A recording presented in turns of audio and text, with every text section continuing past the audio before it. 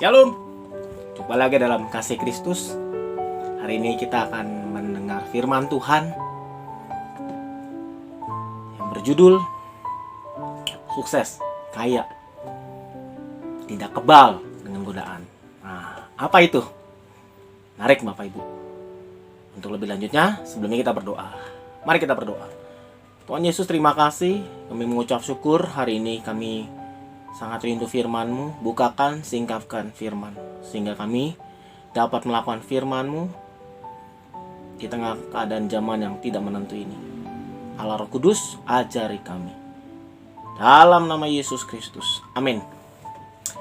Puji Tuhan Bapak Ibu. Hari ini kita akan membahas satu tema yang sangat menarik, di mana semua orang mau kaya, semua orang mau sukses. Tetapi, perhatiin baik-baik, tidak kebal dengan cobaan. Nah, apa itu? Kita ngelihat Bapak Ibu, ada satu tokoh di Alkitab, seorang raja yang hebat, yang luar biasa, yaitu Raja Daud.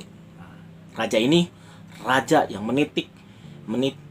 memulai karir dari kecil, dari orang yang tidak dianggap, Tuhan angkat. Pada waktu masa kejayaannya, apa yang terjadi? Apakah dia kebal dengan dosa? Apakah dia kebal dengan godaan? Tidak. Nah, kita baca ya Bapak Ibu, dalam 1 Tawarik 21 ayat 1 sampai 17. 1 Tawarik 21 ayat 1 sampai 17. Demikian firman Tuhan. Iblis bangkit melawan orang Israel dan membujuk Daud untuk menghitung orang Israel. Lalu berkatalah Daud kepada Yoab dan kepada para pemuka rakyat, "Pergilah, hitunglah orang Israel dari Betsheba sampai Dan bawalah hasilnya kepadaku supaya aku tahu jumlah mereka." Lalu berkatalah Yoab, "Kiranya Tuhan menambahi rakyat 100 kali lipat daripadanya sekarang. Ya Tuanku Raja, bukankah mereka sekalian hamba Tuanku? Mengapa Tuanku menuntut hal ini? Mengapa orang Israel harus menanggung kesalahan oleh karena hal itu?"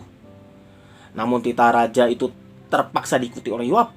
Maka pergilah Yoab menjelajahi seluruh Israel, kemudian kembali ke Yerusalem. Lalu Yoab memberitahu kepada Daud hasil pendaftaran rakyat. Di antara seluruh orang Israel ada 1.100.000 orang yang dapat memegang pedang, dan orang Yehuda ada 470.000 orang yang dapat memegang pedang. Orang Lewi dan Binyamin tidak memasukkannya dalam pendaftaran sebab titah raja itu dianggap keji oleh Yoab. Tetapi hal ini jahat di mata Tuhan, sebab itu dihajarnya orang Israel.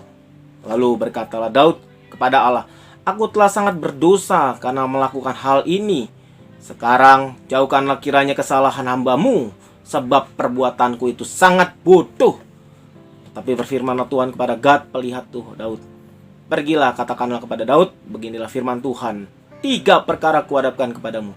Pilih salah satu dari antaranya, maka aku akan melakukan kepadamu." Ayat 11. Kemudian datanglah Gad kepada Daud, lalu berkata ia kepadanya, "Beginilah firman Tuhan, harus engkau memilihnya. 3 tahun kelaparan atau 3 bulan lamanya melarikan diri dari hadapan lawanmu. Sedang pedang musuh menyusul engkau, dan 3 hari pedang Tuhan, yakni penyakit sampar, ada di negeri ini. Dan malaikat Tuhan memandang kemusnahan di seluruh daerah orang Israel. Maka sekarang timbanglah, jawab apa yang harus kusampaikan kepada yang mengutus aku." Ayat 13. Lalu berkatalah Daud kepada Gad, "Sangat susah hatiku, biarlah kiranya aku jatuh ke dalam tangan Tuhan, sebab sangat besar kesaksi sayangnya. Tetapi janganlah aku jatuh ke dalam tangan manusia." Jadi Tuhan mendatangkan sakit sampar kepada orang Israel, maka tewaslah dari orang Israel 70.000. Pula Allah mengutus malaikat ke Yerusalem untuk memusnahkannya. Dan ketika dimusnahkannya maka Tuhan melihatnya, lalu menyesallah ia karena malapetaka yang hendak didatangkannya itu. Lalu berfirmanlah ia kepada malaikat pemusnah itu, "Cukup, turunkanlah sekarang tanganmu itu."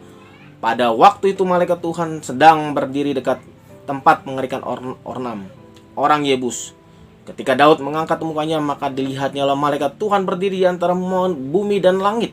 dengan tangannya pedang terhunus yang diancung ke atas Yerusalem.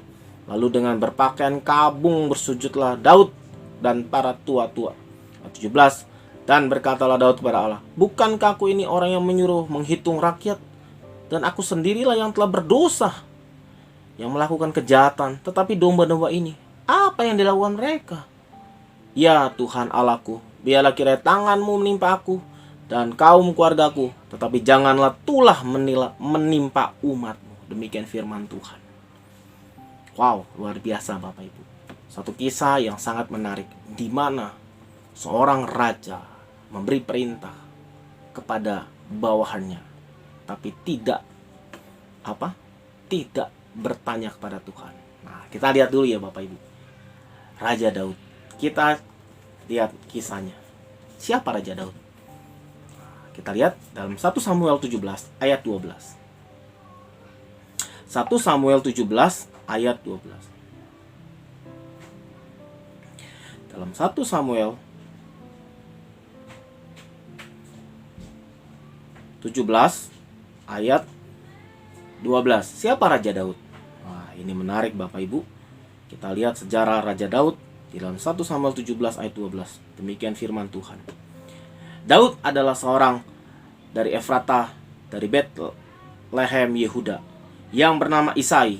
Isai mempunyai 8 anak laki-laki. Pada zaman Saul, orang itu telah menjadi tua dan lanjut usia.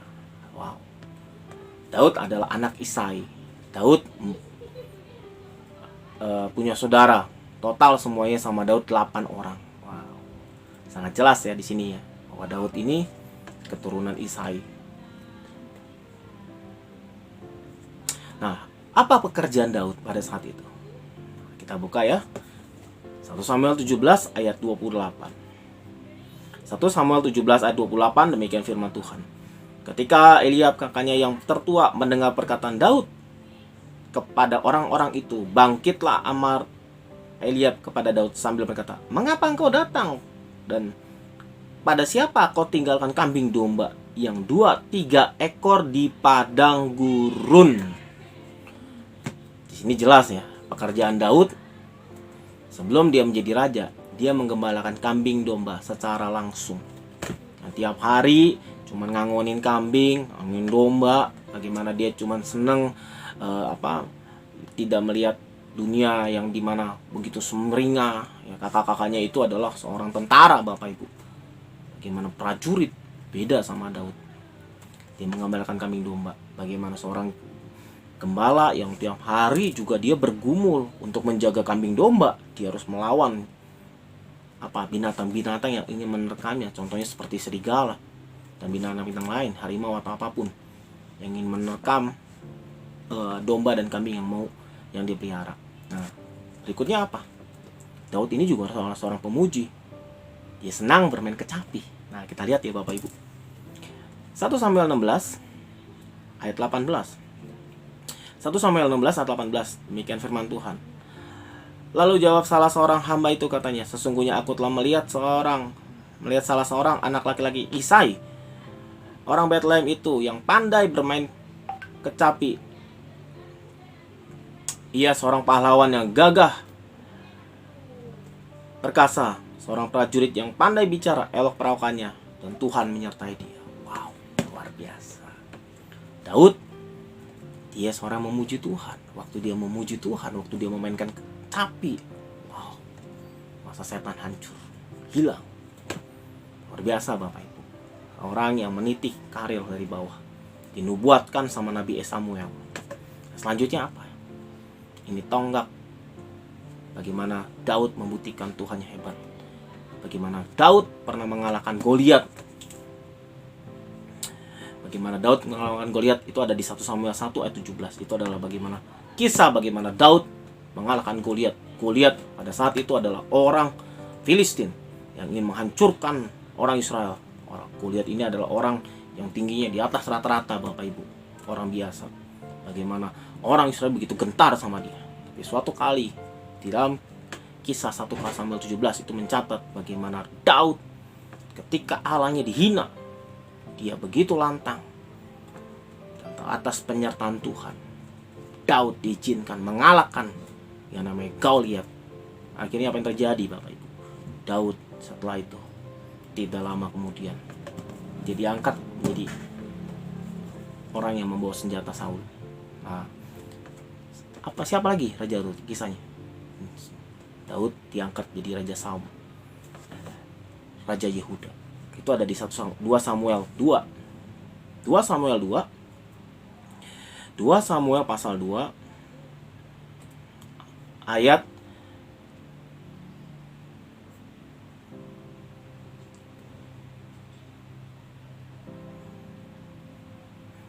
2 Samuel pasal 2 ayat 1 sampai 7.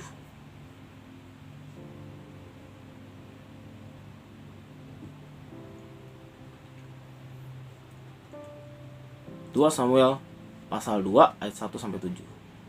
Kemudian bertanyalah Daud kepada Tuhan, apakah yang harus pergi salah satu dari kota Yehuda? Firman Tuhan kepadanya, pergilah. Lalu kata Daud, kemana aku pergi? Firman-Nya, ke Hermon. Ayat 2, lalu pergilah Daud ke sana dan dengan dua istrinya, Ahinoam perempuan Yezriel dan Abigail bekas istri Nabal orang Karmel. Juga Daud membawa serta orang-orang mengiringnya masing-masing dengan rumah tangganya dan menempatkan mereka di kota Hebron. Kemudian datanglah orang Yehuda dan mengurapi Daud di sana menjadi raja atas kaum Yehuda. Ketika Daud diberitahukan bahwa orang Yabes menguburkan Saul, maka mengiringlah orang Israel pada orang-orang Yabes Gilead dengan pesan, diberkatilah kamu oleh Tuhan karena kamu telah menunjukkan kasih sayangmu kepada tuanku Saul dengan menguburkannya. Oleh sebab itu Tuhan kiranya menunjukkan kasih setianya kepadamu. Aku pun akan berbuat kebaikan yang sama kepadamu karena kamu telah melakukan hal ini yang demikian. Kuatkanlah hatimu sekarang dan jadilah orang-orang yang gagah perkasa. Kemudian tuanku Saul sudah mati, aku telah diurapi oleh karena kaum Yehuda menjadi raja atas mereka. Luar biasa.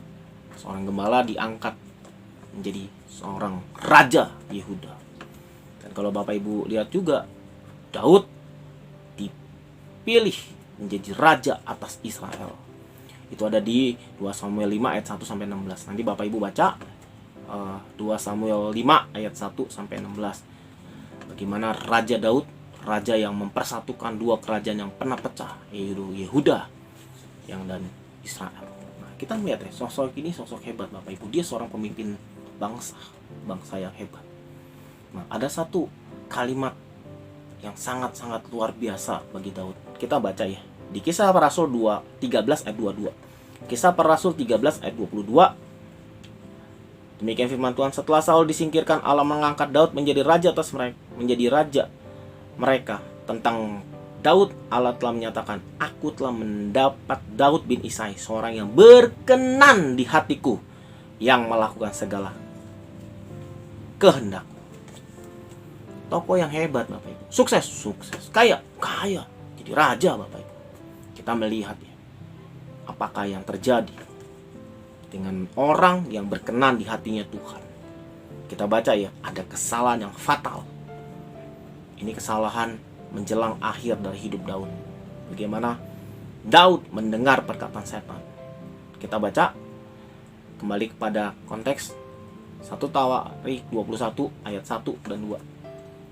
1 Tawarik 21 ayat 1 dan 2. Iblis bangkit melawan orang Israel dan memujuk Daud untuk menghitung orang Israel. Ayat 2. Lalu berkatalah Daud kepada Yoab dan kepada para pemuka rakyat, pergilah, hitunglah orang Israel dari Betsheba sampai Dan bawalah hasil kepadaku supaya aku tahu jumlah mereka.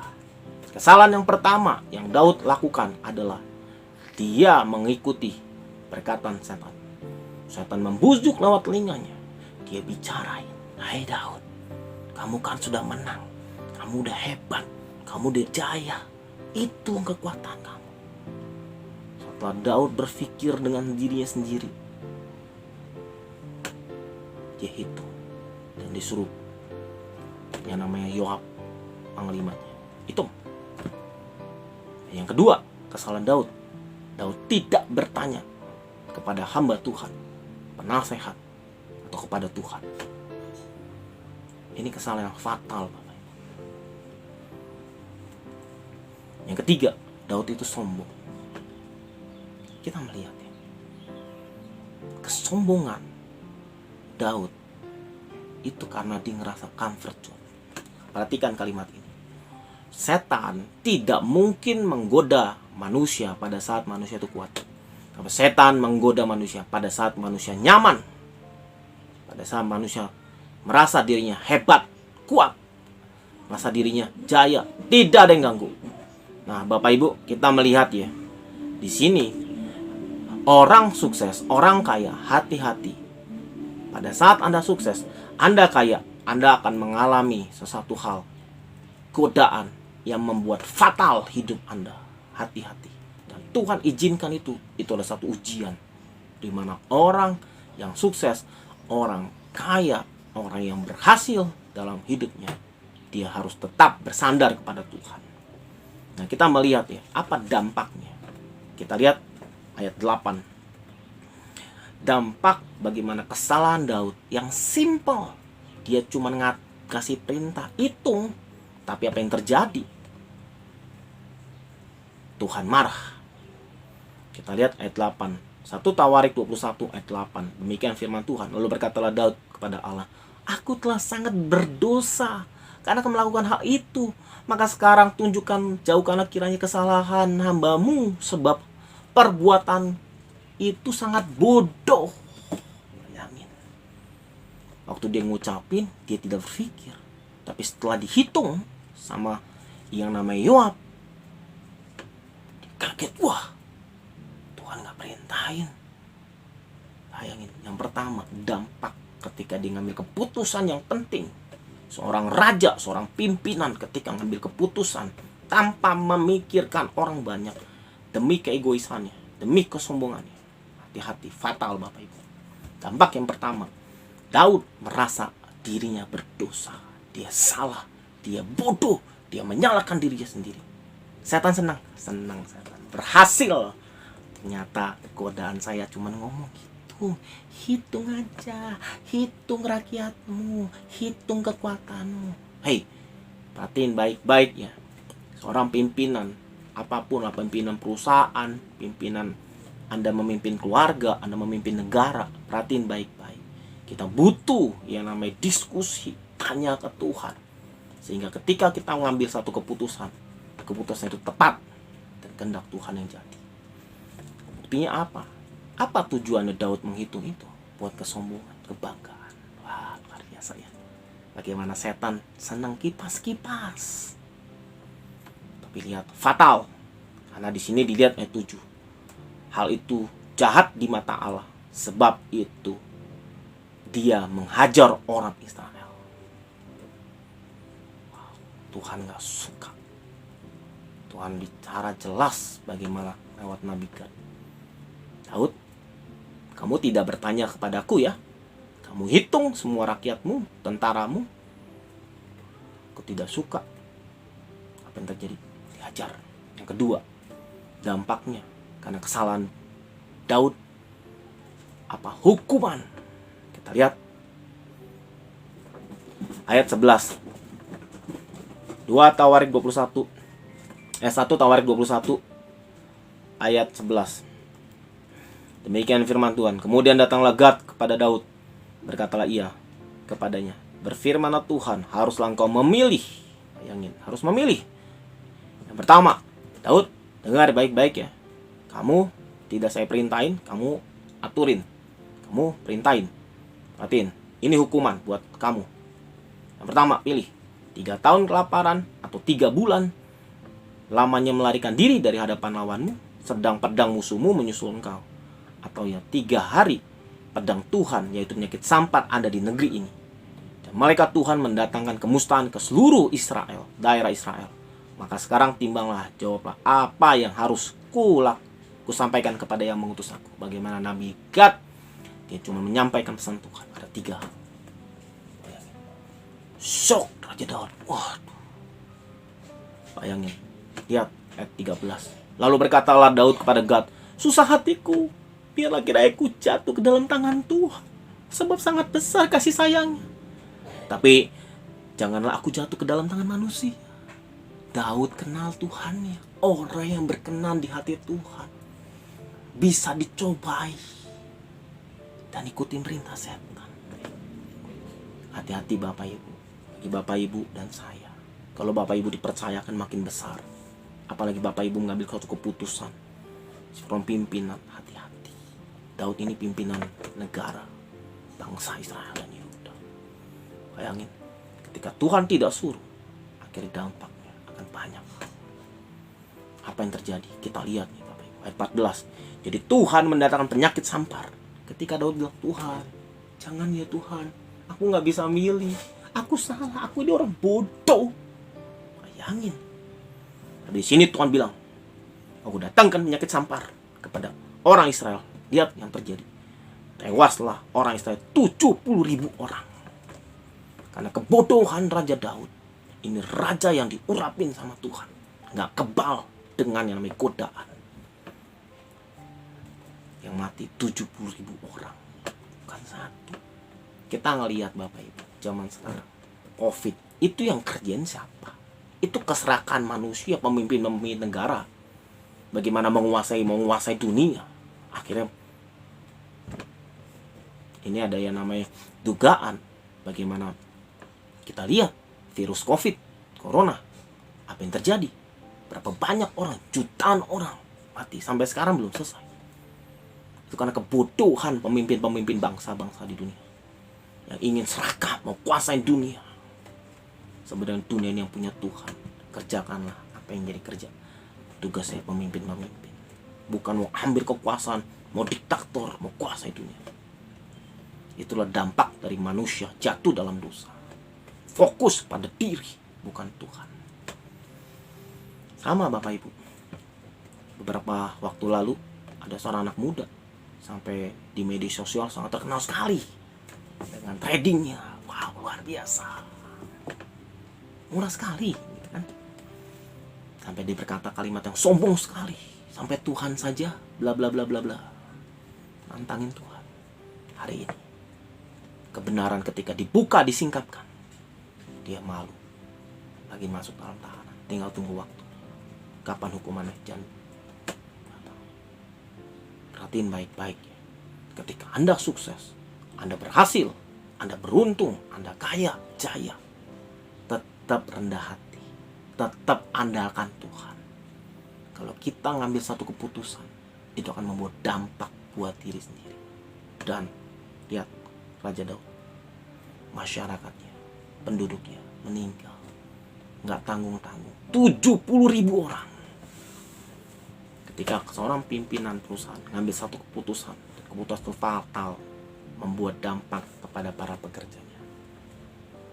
Hai pemimpin-pemimpin, bijaksanalah, serahkan sama Tuhan, hitung dengan jelas, sehingga tidak membuat dampak buat diri kita, buat dirimu, dan banyak orang. Yang ketiga, ini sangat pahit Bapak Ibu. Yang ketiga, dampak dari kebodohan Raja Daud. Daud tidak diizinkan Tuhan untuk membangun bait suci. Bayangin, raja hebat, jaya, punya kuasa, tapi waktu dia punya salah yang fatal, Tuhan tidak izinkan. Kita baca ya.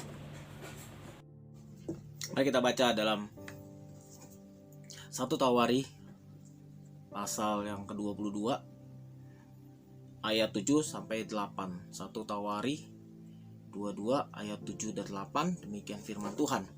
Kata Daud kepada Salomo, anakku, aku sendiri bermaksud hendak mendirikan rumah bagi nama Tuhan Allahku.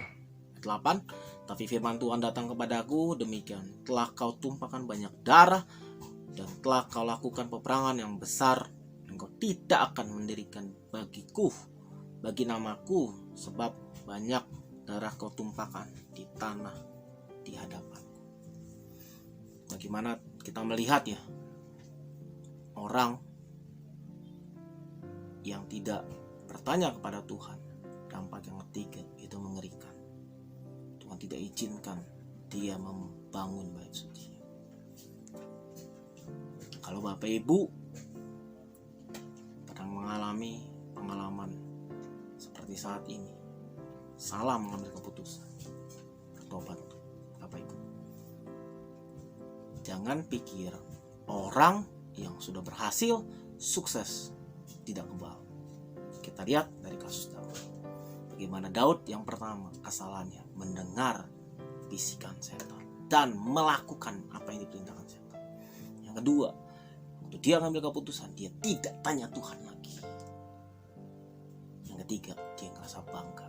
Saya sudah berhasil, sukses. Dia sombong. Apa dampaknya Bapak Ibu? Dampaknya Daud merasa bersalah. Tadi kita udah baca bagaimana dia menganggap bodoh sekali perbuatanku. Wow, dia merasa bersalah. Tuhan ampuni. Kedua, hukuman dari Tuhan bukan buat Daud saja, tapi buat seluruh rakyat. Gitu.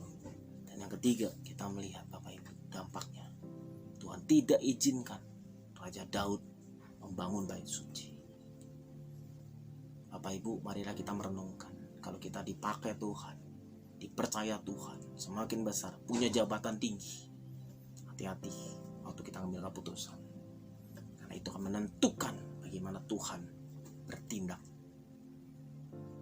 Mari kita baca ya, Yosua 1 ayat 8. Yosua pasal 1 ayat 8. Yosua 1 ayat 8, demikian firman Tuhan. Janganlah engkau lupa memperkatakan kitab Taurat ini, tapi renungkanlah itu siang dan malam, supaya engkau bertindak hati-hati sesuai dengan segala yang tertulis di dalamnya.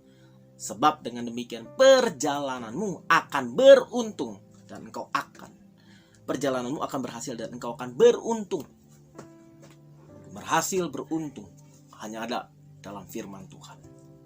Firman Tuhan bilang jangan lupa perkatakan. Terus waktu perkatakan kalimat tentang Tuhan. Waktu ngambil keputusan ingat firman Tuhan bicara apa. Waktu ingat, pertimbangkan, mulai melangkah dengan bijaksana. Di sini jelas, hati-hati supaya engkau bertindak hati-hati sesuai dengan segala yang tertulis di dalamnya. Renungan hari ini membuat kita semakin sadar bahwa kita ini manusia yang sangat lemah, tidak gampang, tidak juga kebal dengan godaan. Makanya kita perlu berserah, berharap pada Tuhan setiap saat. Sebab Dia yang mempunyai keberhasilan, Dia yang memberi kita kekayaan. Saya tidak mengerti apapun masalah Bapak Ibu, tapi marilah kita kembali kepada Dia, sebab Dia sangat-sangat ingin kita mengikuti kehendak-Nya. Mari kita berdoa. Bapak, terima kasih untuk hari ini, hari yang luar biasa di mana kami diingatkan kembali. Ketika Engkau berkati kami, ketika Engkau berikan kami kejayaan, kesuksesan, biarlah ketika itu kami tidak bertindak Tuhan sesuai dengan apa kehendak kami, tapi kami terus belajar berjalan sesuai dengan firman-Mu, sehingga Engkau Tuhan tidak marah, supaya Engkau juga Tuhan tidak terluka ya Allah. Bapa, kami belajar di tokoh Daud ini, itu membuat kami semakin sadar bahwa kami adalah makhluk yang lemah. Kami berdoa buat setiap umat yang menonton acara ini ya Tuhan, apapun yang sedang mereka alami Tuhan, baik dalam keuangan, baik dalam kesehatan, baik dalam segala apapun yang sedang mereka pergumulkan. Aku percaya orang yang berharap kepada Engkau, Allah yang hidup, Yesus Kristus, tidak Kau tinggalkan. Terima kasih Bapa, berkati bangsa Indonesia, berkati pemimpinnya Pak Jokowi, seluruh stafnya, berikan takut akan Tuhan. Biar semua pemimpin bangsa ini bekerja sesuai dengan tupoksinya dan kembalikan untuk rakyat, dan semua rakyat bisa menikmati hasil dari bumi ini Tuhan. Berkati juga Tuhan bangsa-bangsa di dunia, biar bangsa-bangsa dunia juga Tuhan diberikan takut akan Tuhan, kembali kepada Tuhan, sehingga dunia ini kembali damai. Kami bersyukur Tuhan, nama-Mu diterenggarai. Terima kasih Bapa, dalam nama Yesus, amin. Terima kasih Bapak Ibu, untuk selama ini Bapak Ibu telah menonton acara Berjalan Dalam Terang. Biarlah channel ini membuat banyak orang diberkati. Dan bagi Bapak Ibu yang ingin dilayani konseling, Bapak Ibu bisa menghubungi nomor yang ada di depan layar Bapak Ibu. Dan jangan lupa ya Bapak Ibu, like, subscribe, dan bagikan sebanyak-banyaknya supaya banyak orang dijangkau karena kuasa daripada firman Tuhan. Demi kita percaya Allah kita hidup. Terima kasih buat semuanya. Sampai jumpa. Shalom.